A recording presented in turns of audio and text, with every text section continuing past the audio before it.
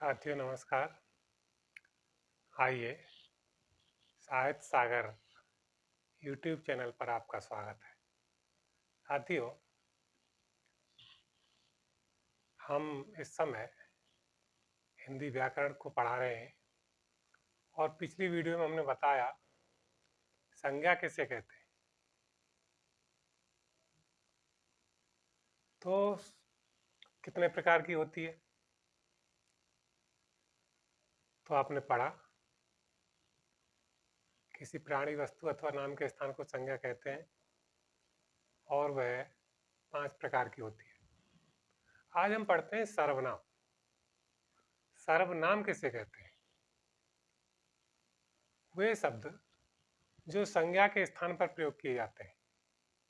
अर्थात जब हम किसी नाम को बोलते हैं और उसके स्थान पर फिर उसको न बोल के दूसरा शब्द लगा दिया जाता है, उसे सर्वनाम कहते हैं। अर्थात वे शब्द जो संज्ञा के स्थान पर प्रयोग किए जाते हैं वे सर्वनाम कहलाते हैं। सर्वनाम मुख्य रूप से 6 प्रकार के होते हैं और जो पुरुषवाचक सर्वनाम है उसके 3 उपभेद होते हैं। अर्थात वह 3 प्रकार का होता है: उत्तम पुरुष, मध्यम पुरुष और अन्य पुरुष। तो देखते हैं सर्वनाम।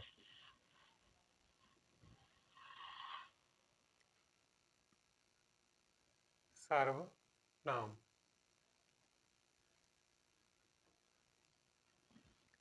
किसी संज्ञा के स्थान पर जो शब्द प्रयोग किए जाते हैं सर्वनाम कहलाते हैं। अर्थात वे शब्द जो संज्ञा के स्थान पर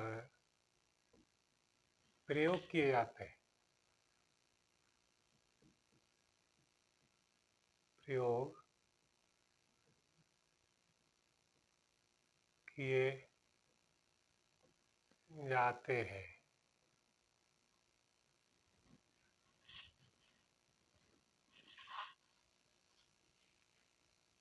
सर्वनाम कहलाते हैं।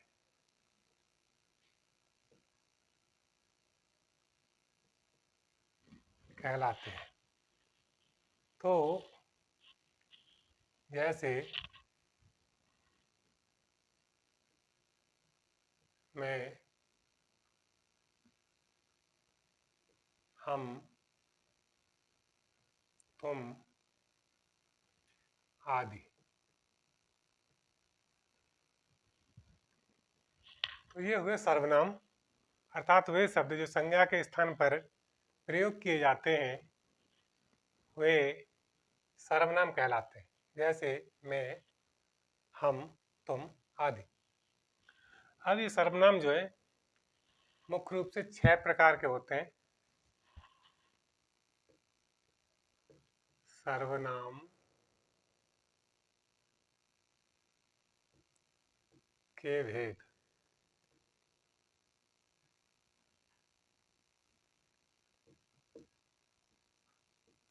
ये मुख्य रूप से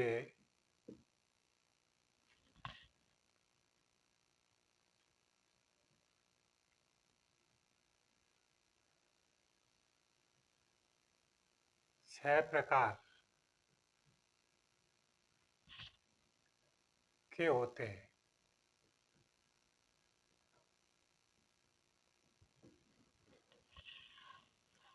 एक होता है पुरुषवाचक सर्वनाम और फिर निश्चयवाचक सर्वनाम, अनिश्चयवाचक सर्वनाम,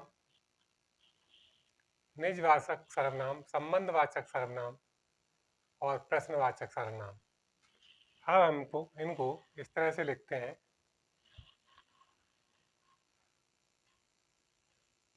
नंबर 1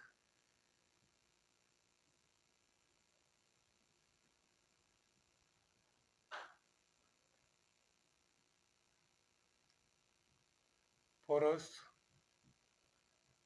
वाचक सर्वनाम। पुरुषवाचक सर्वनाम। फिर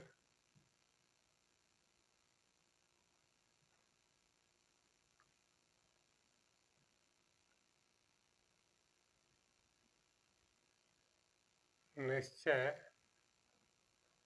वाचक सर्वनाम।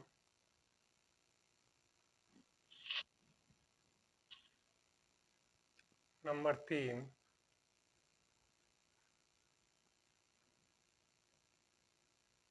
अनिश्चय वाचक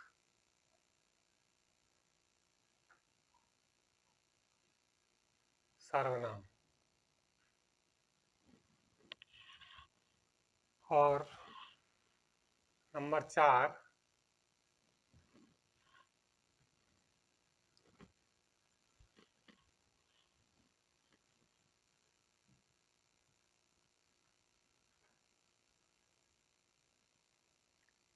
निजवाचक सर्वनाम।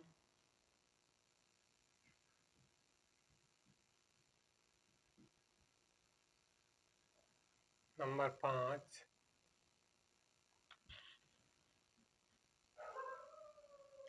संबंध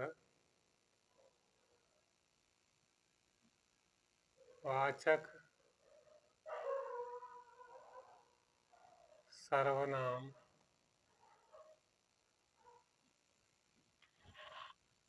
और नंबर 6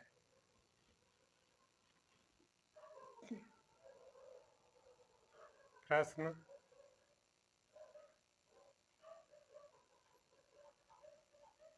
वाचक सर्वनाम। तो ये हुए हमारे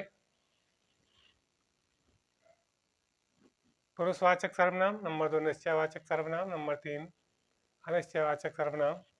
नंबर 4 निजवाचक सर्वनाम। नंबर 5 संबंधवाचक सर्वनाम। और नंबर 6 प्रश्नवाचक सर्वनाम। अब इनमें ये जो पुरुषवाचक सर्वनाम है इसके 3 उपभेद होते हैं। नंबर 1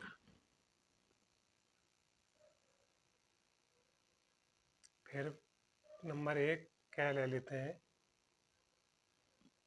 पुरुषवाचक सर्वनाम।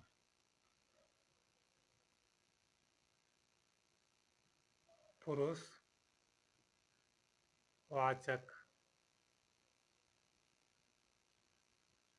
सर्वनाम इसके 3 उपभेद होते हैं।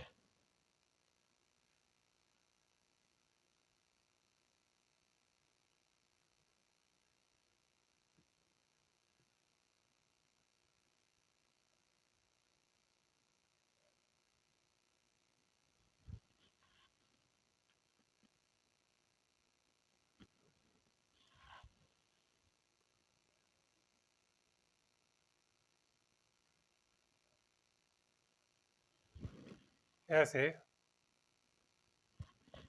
यह 3 भागों में बटा होता है। 3 उपभेद होते हैं इसके। उत्तम पुरुष,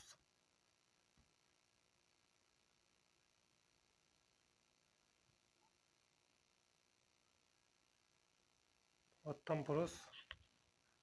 दूसरा होता है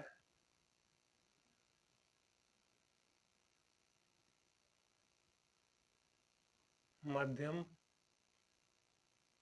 पुरुष। तीसरा होता है अन्य पुरुष।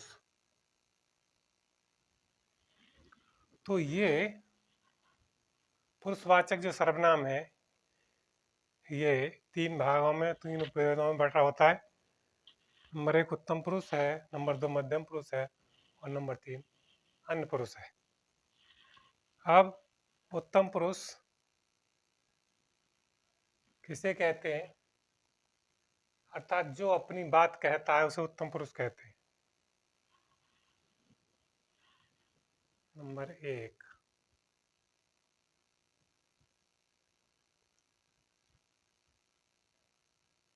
उत्तम पुरुष।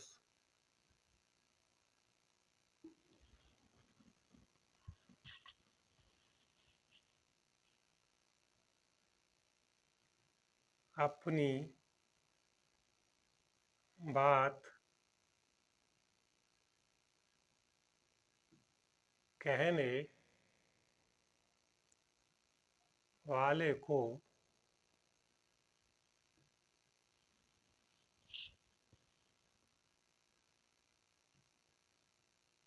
उत्तम पुरुष कहते हैं।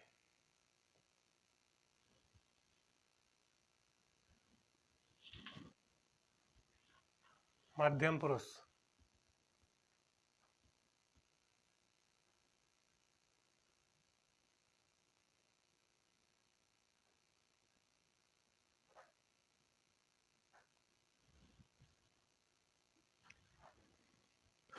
जिससे बात की जाए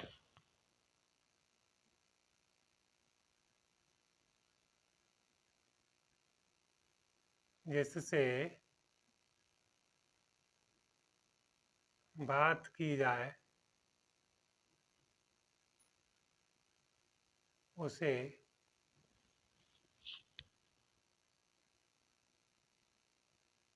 मध्यम पुरुष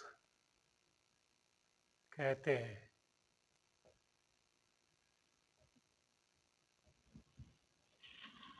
और अन्य पुरुष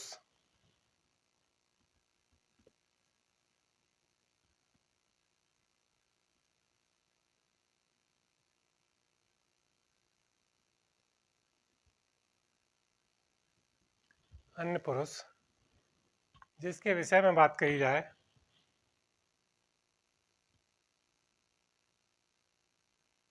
जिसके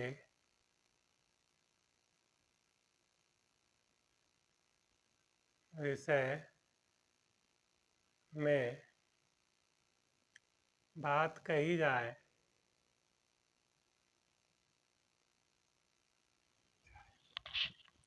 उसे अन्य पुरुष कहते हैं। तो यहाँ पर आज हमने बताया सर्वनाम किसे कहते हैं। वे शब्द जो संज्ञा के स्थान पर प्रयोग किए जाते हैं सर्वनाम कहलाते हैं। जैसे मैं, हम, तुम आदि। सर्वनाम के भेद ये मुख्य रूप से 6 प्रकार के होते हैं। इसके 6 भेद होते हैं। नंबर 1 पुरुषवाचक सर्वनाम, निश्चयवाचक सर्वनाम। नंबर 2 नंबर 3 है अनिश्चयवाचक सर्वनाम। नंबर 4 निजवाचक सर्वनाम। नंबर 5 संबंधवाचक सर्वनाम। और नंबर 6 है प्रश्नवाचक सर्वनाम। इसके बाद हम पहले नंबर वाले को लेते हैं, पुरुषवाचक सर्वनाम। इसके भी 3 भेद होते हैं, उत्तम पुरुष, मध्यम पुरुष और अन्य पुरुष। उत्तम पुरुष उसे कहते हैं, अपनी बात कहने वाले को उत्तम पुरुष कहते हैं। अर्थात जो अपनी बात को कहता है मैं या हम, मैं या हम।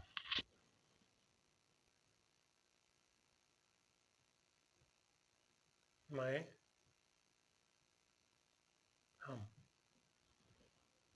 और मध्यम पुरुष वो होता है जिससे बात की जाए, अर्थात जिससे बात की जाती है वह